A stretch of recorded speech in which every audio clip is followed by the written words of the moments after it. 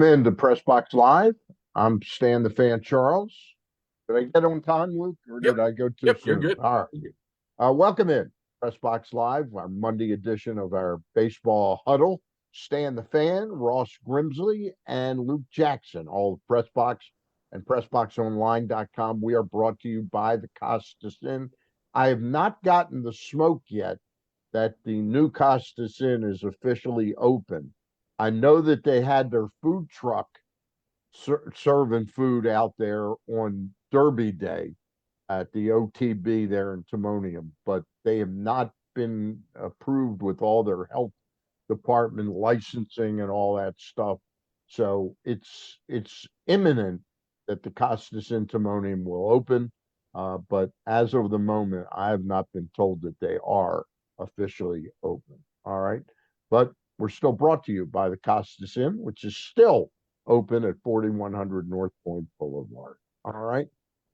Guys, the Orioles are 13-20 after snagging a series that was kind of an impressive, gutsy three-game series. They won 2 out of 3 against the Yankees, and then they opened with another victory against Kansas City.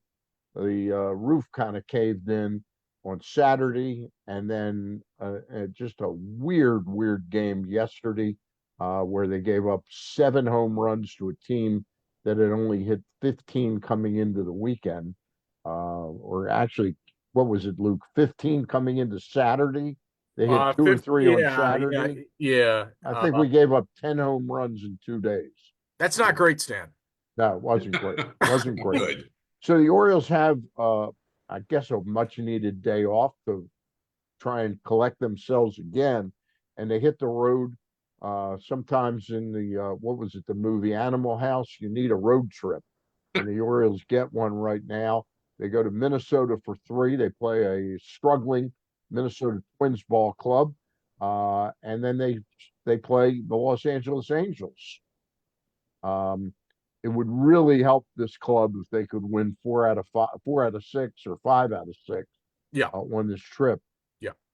It doesn't look like they're poised to do that, but what say Well, you? the good news is that they're facing, or at least they're scheduled to face 3 right-handers in Minnesota.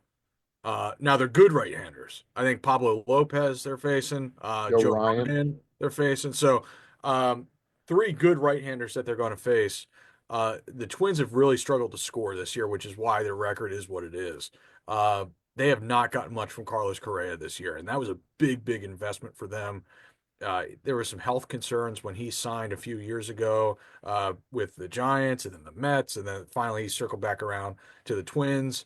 And he's been mostly He's not the okay. player he was. Yeah, he's just not the player he was in Houston. Yeah. And then but one of the big issues for the Twins has been the last few years. A lot of their best players or their most important players are always on the IL. And that's a tough way to build a lineup, and that's a tough way to build a culture, right? Ross, I would assume that you want your best players to be the ones who post up 150, 155 times a year. You know what they do is they more so now when a guy gets a little injury, he's out for could be 10 days, no matter what the injury is, because they're just so afraid. And you get kind of shell shock after a while because so many guys, the Orioles are in that situation. They got 13, 14 people on the injured list. So it's you want your best guys out there, and a lot of times your best guys, no matter what the injury is, if it's they're playable, they're out there. But more, that's the way it used to be. It's not so much that way now. But your best guys are gonna, that they should be out there if they can play. Well, we were talking about the Orioles, and then we got into talking about the Twins. That was my fault. I'm sorry. That's okay. That's okay. But if you had 2 teams that you wanted to play right now, to try and gather some momentum right now, these would be 2 teams that I would put at top of the list. Yeah, Are the Twins and the Angels. the Angels had a tough time with the Tigers this weekend. They lost a couple of blowout games. Mike Trout is back on the IL. Yep. He was playing solid baseball. Was hitting for a lot of power. Hasn't been able to stay on the field, even though they switched him from center to right in an effort to have him at a I less didn't think that taxing was going to work very at well. a less taxing defensive position. Didn't work. But the Angels do have this kid. I love Zach Neto at shortstop. He's a really good ball player. But Ron Washington needs more good ball players. So, May's going to be a little easier for the Orioles, I yeah, think. Easier So, schedule, and yeah. they need to put the pedal to the metal now if yeah, they want a chance to make a run at this thing. this is go time for the Mhm. Orioles. Now, not that we're going to be throwing flowers and bouquets. I wrote a column for PressBoxOnline.com along with my power rankings that came out today that are available at PressBoxOnline.com. But I wrote, rather than hype up the criticism of Mike Elias, and believe me, there's room to blame everybody in this situation. To me, the most blameless person is Brandon Hyde, but that's I'm sure that's debatable amongst us, and I know the public in general, they want somebody's scalp for this, but rather than focus on all the negative, I found 5 positive things that I like about the ball club right now because I expect the ball club to turn around somewhat. I don't know if they've buried themselves. They are very fortunate in one regard. It's not as if the Yankees went off and are like 20-5 or 25-7. They're only 3 games over 500. So the Orioles are only 5.5 games out of first. But the problem is, Luke and Ross, even to make the playoffs, I think the days where we just say, well, two or three clubs from the American League East are going to make it. It's going to be a much tougher road because the Central has 3 very good teams, and the West, while they may not have a great team, the Mariners, the A's, Texas, and Houston are going to be they're going to be tough to beat. So the Orioles better get on their horse and now. And as I say, it's go time. I found 5 things I liked about the team. Let's discuss them one at a time. Uh, Luke, you mentioned it to me and said, boy, this would be a great idea for a column. And I said, well, it's going to be part of my column. Jackson Holiday is showing up, and I'm not just saying it off the 2 home run game. He's looked a lot more like a 1-1, a young 1-1. Yes, you're absolutely right. First of all, he is still exceedingly young for a major leaguer. He's only 21 years old, and his struggles last year obviously came at the age of 20, and most kids are still in college at that Still point. popping pimples at Yeah, 20. so, but his approach, as you mentioned, is a lot quieter. The swing isn't quite as big. He's trusting his hands. He's trusting his power. And this kid is smooth.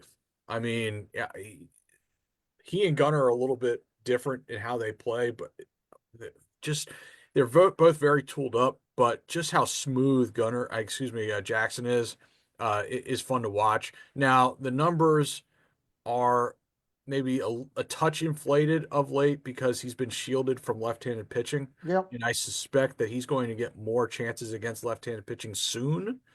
Um, but we'll see how that goes. The last 2 to 3 weeks, I would say, his at bats have gotten really good. He's hitting the ball hard. He had 2 home runs yesterday. That's a really good. That's a that's a really good thing for him. And And one they of just them, one of yeah. them was off a lefty yesterday. Ross, you watched this young player play some. I know you're not in Baltimore, but you watch a lot of the games on TV. I think his approach, one thing, and Luke's right, they have shielded him against some left-handed pitching, but I think he's showing signs, and he hit one of those home runs off a left yesterday. I think, right? Yeah. I think it was against two right-handers. If I'm not, I think they were both off Lorenzen, right? If I'm not mistaken. Did he get Um, another hit off of didn't lefty? he I think he might have gotten another hit later in the game off Okay, of it might lefty. have Yeah. okay. Yeah. But anyway, I've found his at bats just to be much more professional. He's not as jumpy. Some of the same things that Luke is saying. What are your thoughts? No, he's looked really, really good compared to last year. His first year, he's getting his feet wet.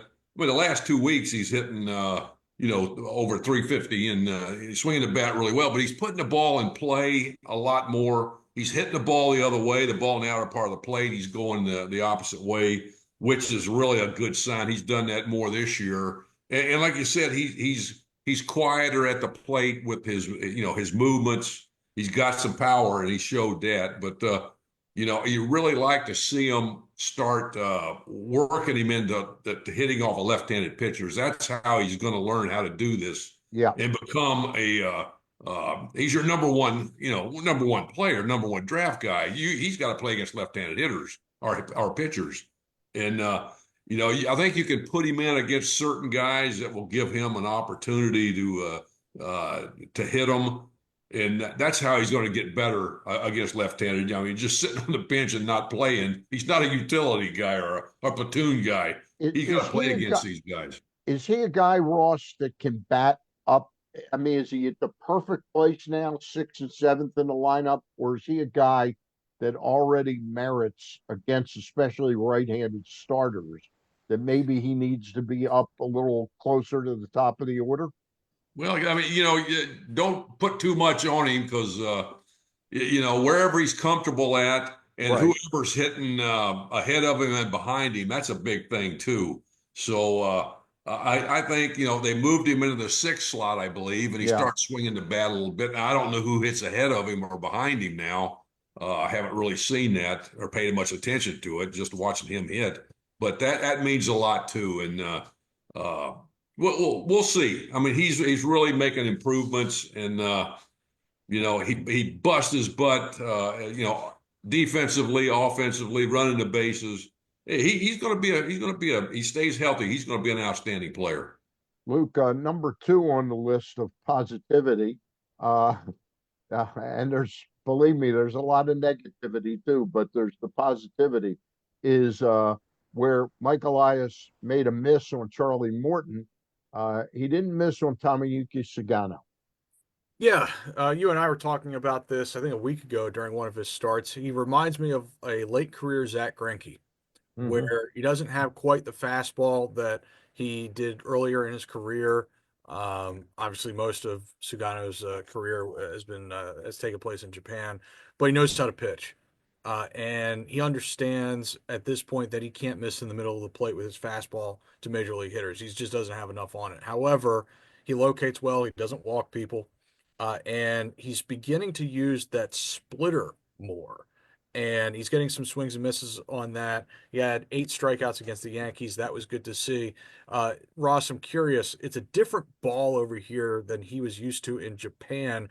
Does that make the adjustment any more difficult, especially with the splitter? I think their balls in Japan are rubbed up different. They have some tact to it, I think. Yes, I don't even know if it has to be rubbed up over there. I think they're probably just usable out of the box. But yeah, I mean, it's once you get used to it, then things start to happen. But he's got just like you said, he has to locate his fastball. That split, it reminds me of a screwball at times. I mean, it fades away from the left-handed hitter, which is perfect.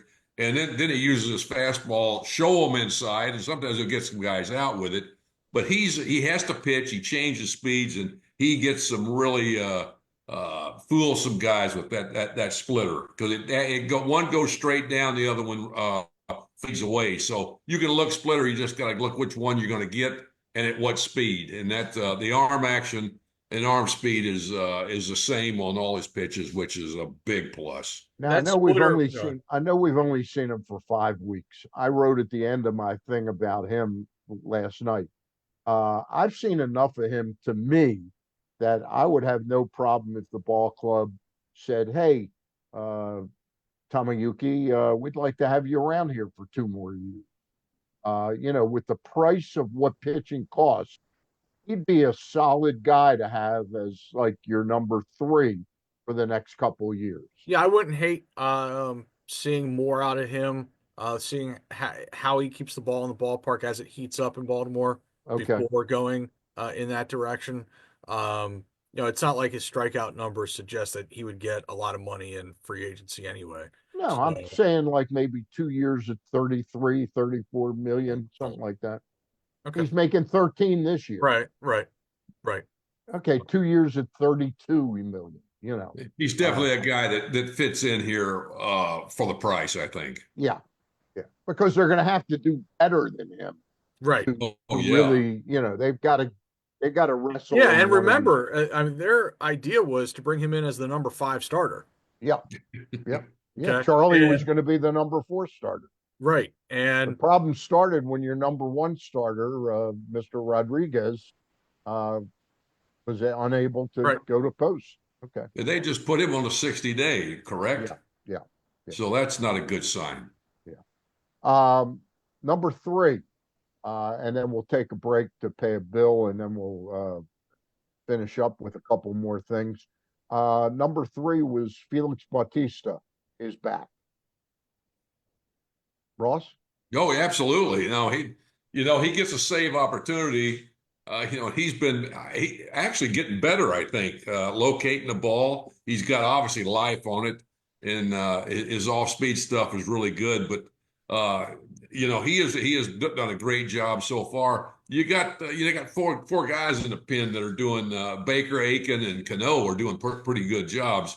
But Batista, they get a lead in the ninth inning. There's a pretty good chance he's going to shut him down because he's starting to get his stuff together and really he's throwing a lot of strikes too, which is really a plus. So you got something going, just got to get a lead.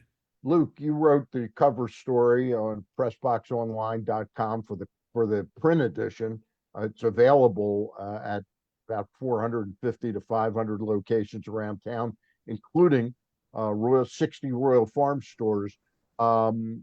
This was a tough road back for him, and it was interesting to watch in light of your story, understanding some of the doubts pitchers have when they first come back and getting the feel for pitching again. Yeah, and for me, the best part about this season, and I don't think there's a close second, has been seeing Felix gradually get back to mountain form. I Yeah. remember a couple years ago, you were talking about that fans shouldn't be, or maybe it was last year, that fans shouldn't just assume that Felix was going to be back in mountain form as soon as he came back, right? Right. And you said, well, he might come back as a hill, but not quite the mountain. And I think in his last few saves, you're starting to see that mountain form. Like he's been up to 99. Yep. And Ross, I'm going to ask you a question. It seems to me that this spring he knew that his velocity wasn't going to be all the way back when he started the season. And as such, it seemed like he really honed in on the command of his splitter and the command of his slider, but his splitter in particular. When you worked with pitchers who are coming back from injury who might not have the same velocity yet that they once had, was it often a point of emphasis to really drill down on the secondary stuff, knowing that you're probably going to have to use that more than you did before? You remember Joe Nathan pitched for the Giants, pitched for Minnesota. He had a shoulder injury, and his goal was to hit 90. And I saw him in AAA just get hammered when he came back. He got hit so bad they sent him to AA. And just that fact, he was more concerned with getting the velocity back, and it kind of took away from his other pitches. So obviously, that's a chance you can work on your other pitches, but still you're trying to get the big thing is throwing strikes and getting over the fact that I'm going to hurt my arm again. And once you get that out of your head, it makes it a lot easier. But I watched that. I'll never forget that. And he was just beat up. But with Batista, I mean, he obviously he worked on his off-speed pitches. His fastball is slowly. It's not going to come back. Just the first time out. Right. You got to build up, and he has. And the big thing is command. I'm very impressed the last several times out with his fastball command. Once he gets that, And I mean, it's almost as good now as you've seen it last year. Yeah, And, and for some pitchers, it seems, and Felix is definitely one of these, that the harder he throws the fastball, the better he commands it.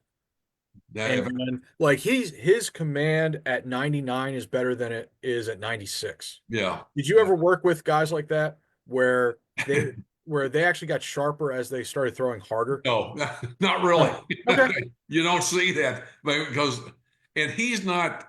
I don't think he's a max as far he throws with velocity, but the max effort where he's not doing that. He's smoother. He toned that down, Ross. He was Yes, super max effort pre-surgery. He's not max effort anymore. Yeah. exactly, and it's something.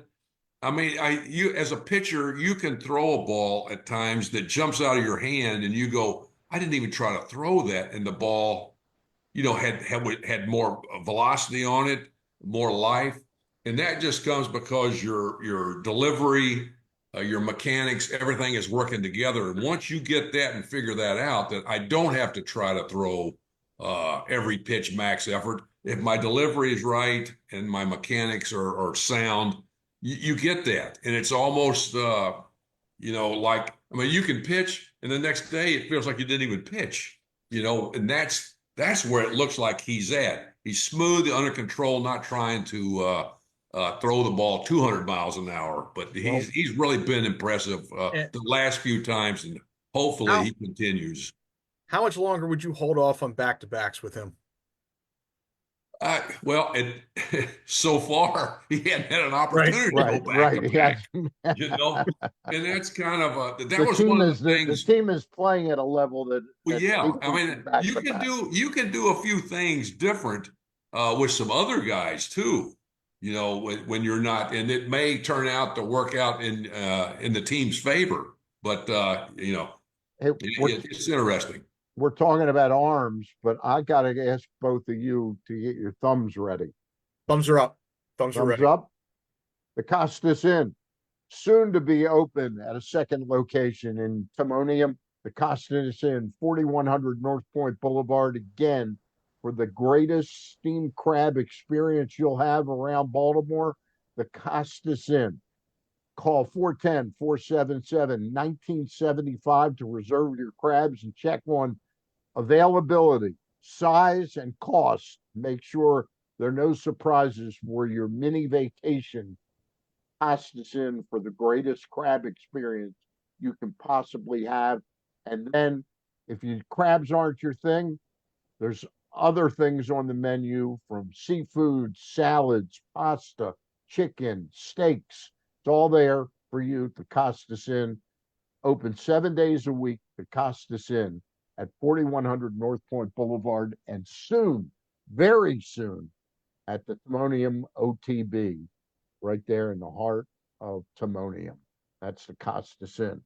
Guys, we've gone through three of my five positive things I see in the Orioles so far this year.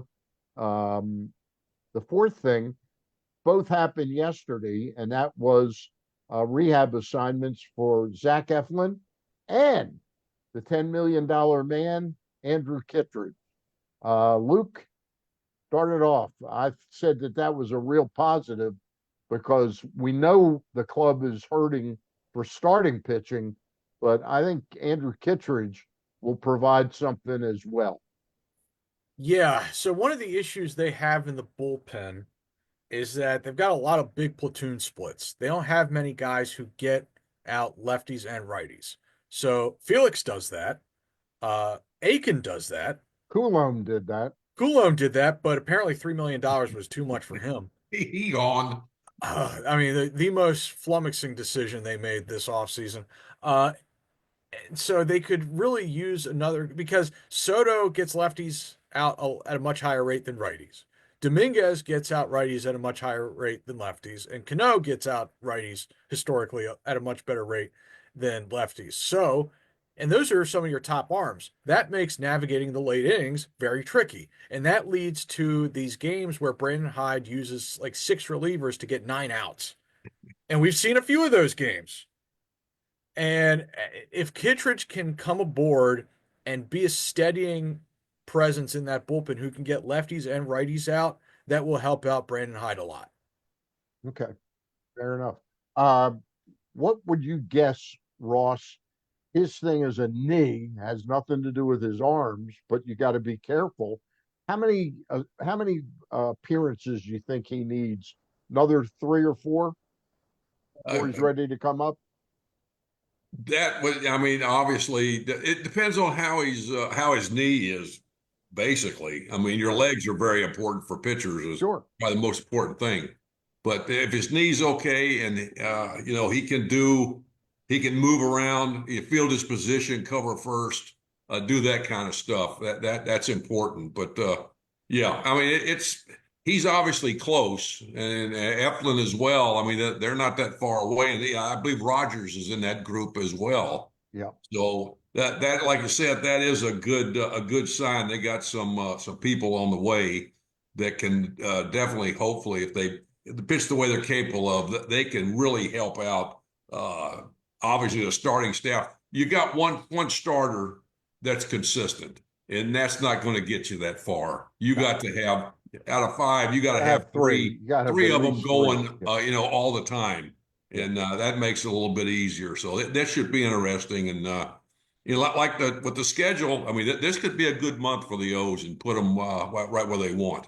Oh, it Uh, needs to be. Yeah. If it's it's not, they're going gotta to be be. sellers at the Gotta deadline. be. Yeah. Yeah. Luke, when do you think they'll pop Eflin in Los Angeles?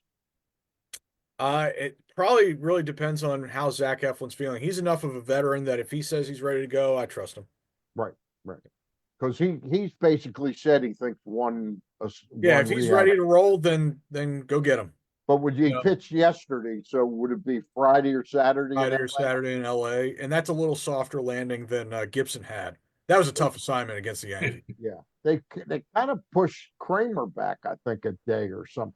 Yeah. So there might be. Yeah, there's no, and they might have pushed. Yes, they pushed Kramer back a day to Thursday, and so I think TBD is going to end up probably being Brandon Young on On Wednesday, Wednesday. and then Okay. Sugano on Friday, and then maybe Eflin on Saturday. Okay. All right.